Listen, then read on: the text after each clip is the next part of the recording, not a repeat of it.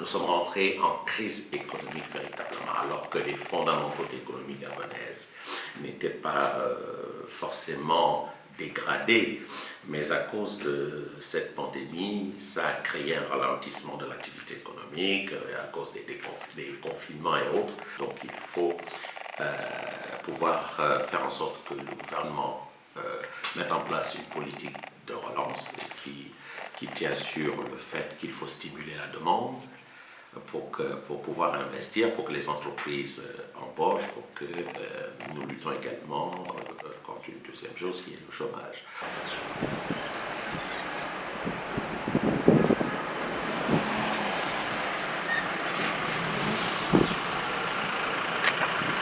Ce qu'il faut en réalité retenir, c'est que pour relancer l'économie, c'est là le problème, il faut des entreprises dynamiques.